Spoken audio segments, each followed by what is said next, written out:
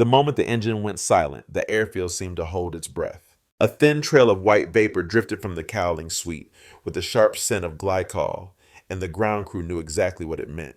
A pilot had pushed his luck against the limits of a machine built to be brilliant and fragile. Out on those fog-stained runways of 1944, men didn't fear the enemy they could see. They feared the flaw hidden inside the aircraft they trusted with their lives. For all its grace in the sky, the P-51 Mustang carried a weakness that no amount of courage could overcome. A single strike to its exposed cooling system, just a puncture the size of a pencil tip, could turn a mission into a countdown measured in degrees Celsius. Inside that sleek fuselage beat a liquid-cooled engine that delivered unmatched performance but demanded perfection. And in war, perfection rarely survived first contact. So the question lingered over every takeoff. How could one of the finest fighters ever built also be undone by a single bullet? And more importantly, what did that truth mean for the men who flew it straight into the heart of Europe? Long before the white vapor trails became a familiar warning, the promise of the P-51 Mustang was almost irresistible. It was the fighter every bomber crew wished to see above their formation, sleek, fast, and capable of escorting them all the way to Berlin and back. In the winter of 1943-44, as the air war over Europe reached its brutal peak, America needed a machine that could outfly and outlast the Luftwaffe. On paper, the Mustang was exactly that. In the air, it often proved even more. But hidden beneath its confidence was a fragility that only the ground crews truly understood. The design that made the Mustang extraordinary was also what made it vulnerable. Its liquid-cooled engine, the Packard-built Merlin, delivered the high-altitude performance the Allied bombing campaign desperately needed. But that power depended entirely on a cooling system stretched through the aircraft like exposed arteries. Ethylene, glycol coursed through thin aluminum lines, passed through a radiator slung low in the belly scoop, and returned toward the engine through channels the designers believed would remain out of harm's way, so long as the aircraft stayed high. Yet combat never obeys the neat assumptions of engineering. At Debden Airfield, Staff Sergeant Robert Mitchell spent 7 months maintaining Mustangs. He knew their strengths, the laminate flow wings, the clean aerodynamics, the range that turned missions deep into Germany from impossible to inevitable. But he also knew their weakness, one he could inspect, tighten, test, but never truly defend. Every morning he checked the clamps along the cooling system, ran his hands over the radiator seams, and looked for the smallest sign of corrosion. Every evening he wrote his name on the maintenance log, knowing a single unseen flaw could decide whether a pilot lived or died. The first fatal reminder came in March 1944. Second Lieutenant David Chen Young, confident, careful, returned from a strafing run with a thin trail of white vapor behind his P-51 Mustang. A single rifle round had slipped through the belly skin and clipped a coolant line. Chen did everything right. He climbed for altitude, set his course for England, and watched the temperature needle climb past safe limits. The engine held for 18 minutes before seizing just miles from home. The official report blamed pilot judgment. Mitchell knew better. The liquid-cooled engine had failed because the system designed to protect it could not survive a grazing hit. 3 weeks later, it happened again. First Lieutenant William Morrison, experienced discipline respected by everyone on the line, took a fragment from an 80mm shell. He kept formation long enough to protect the bombers, then broke off hoping to reach the Dutch coast. His engine seized before he could settle onto the sand. 2 pilots, 2 missions, 2 losses from the same fragile link in the same cooling system. And these were only the beginning. By April 1944, the war in the air had shifted into a harsher rhythm. The Allied bombing campaign was pressing deeper into Germany, and the Luftwaffe was bleeding pilots faster than it could train new ones. The sky over Europe belonged increasingly to the long-legged American escorts, and among them, none commanded more respect than the P-51 Mustang.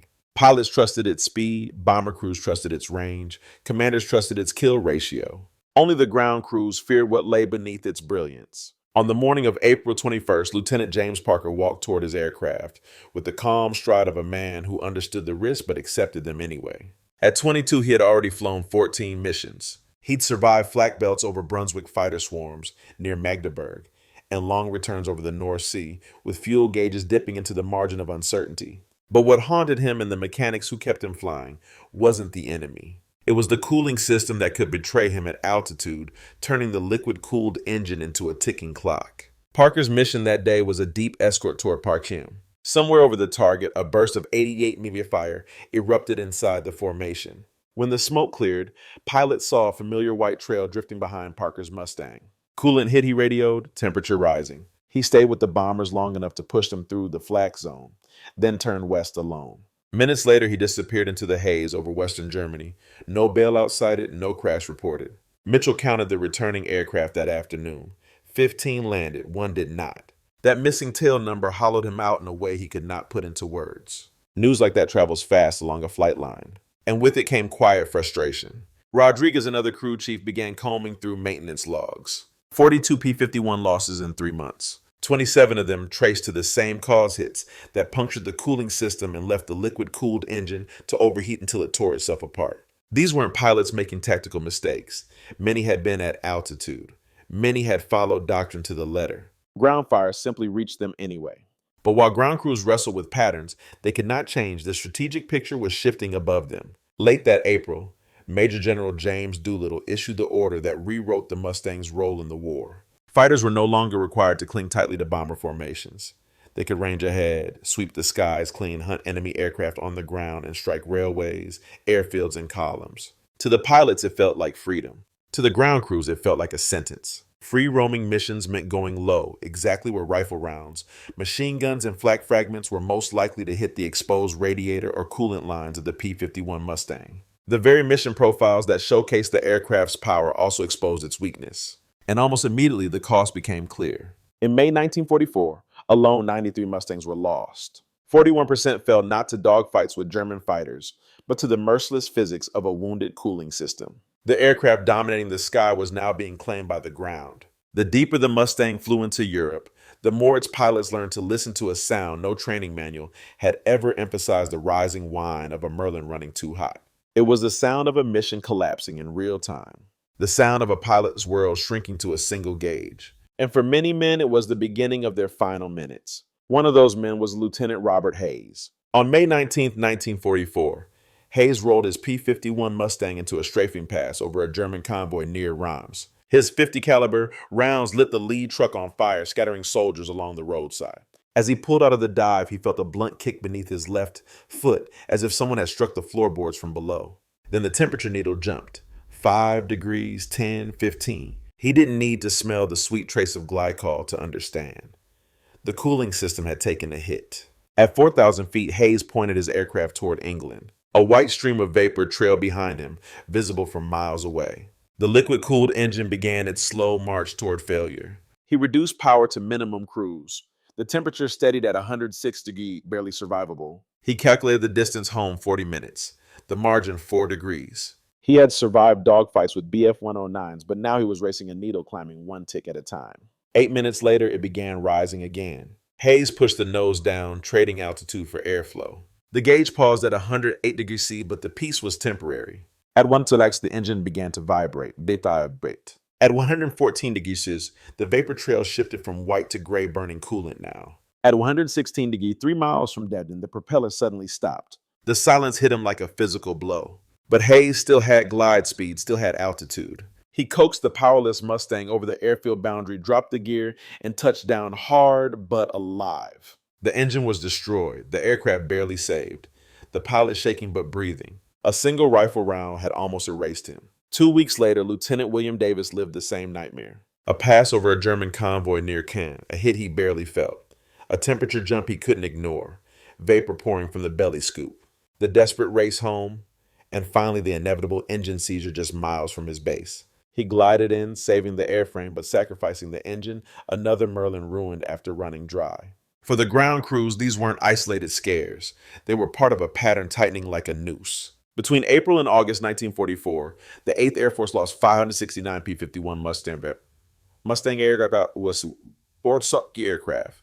41% were lost during strafing missions. And most of those losses began the same way, with a puncture somewhere in the exposed web of the cooling system. A hole the size of a grain of rice, a trail of vapor, a pilot counting the seconds until the liquid-cooled engine locked solid. No amount of courage could fight physics. And physics was claiming pilots faster than the enemy. Long before historians traced the patterns on paper, the pilots of the 8th Air Force had already understood the quiet truth. Survival in the air often came down to the engine strapped in front of them. And in that battlefield of altitude, heat, and chance, not all fighters were created equal. The P-47 Thunderbolt told one story. It absorbed punishment with the stubborn resilience of its air-cooled radial engine. Pilots returned with cylinders shot away, fins, shattered cowlings bent into jagged metal. Yet the engines kept turning, kept hauling men home. No coolant meant no vulnerable arteries. Damage that would doom a P-51 Mustang barely slowed a Thunderbolt. The P-38 Lightning told another story. Twin engines, twin radiators, built-in redundancy. A Lightning could lose a cooling loop on one side and fly reliably on the other. Pilots called it the comfort of a second chance. Mustang pilots had no such luxury. When the cooling system began to fail, they weren't troubleshooting. They were calculating where they might die. This difference shaped your strategy whether headquarters admitted it or not. By mid-1944, when missions called for low-level strikes, rail yards, convoys, airfields, the U.S. command quietly leaned toward assigning P-47 units. It wasn't policy, it was survival math. A liquid-cooled engine simply could not take the hits that a radio could shrug off. And as losses mounted, ground crews and squadron leaders whispered the same phrase, use the machine built for the mission. Then came the visit from Edgar Schmood, the lead designer of the P-51 Mustang. He examined the wreckage, the torn coolant lines, the fragile radiators, and he did not deny what the crews already knew. The weakness had always been there. It was the cost of the Mustang's speed, its range, its precision. Armor? The radiator thickened the lines, redesigned the airflow, and you lose the fighter that turned the air, war over Europe. A technical bulletin soon followed from right field. Double clamp every joint check lines after each mission, reduced power after suspected hits. But it offered no real fix because none existed without rebuilding the aircraft from the inside out. And that became the quiet lesson of the war. Great machines win battles. But their weaknesses, especially the ones engineered into them, shape how those battles are fought and who survives them.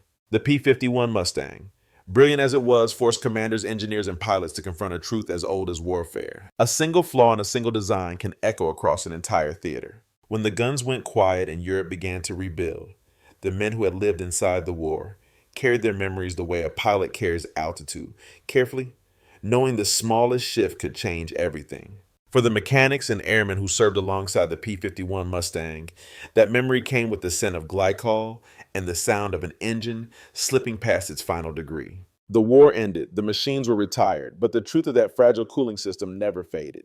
Robert Mitchell returned to Los Angeles and spent 4 decades repairing cars in a small garage tucked behind a row of storefronts. He rarely spoke about his wartime work. When people asked, he simply said he had been a mechanic in the service. He never mentioned the 19 pilots he had watched walk toward a sleek fighter powered by a liquid-cooled engine that could be undone by a single bullet. He never described the late nights tightening clamps, the mornings waiting for a formation to return, or the hollow silence of counting empty spaces on the ramp. Others carried the weight differently. Lieutenant Robert Hayes went home to Iowa, married, raised a family, and flew commercial routes for nearly 4 decades.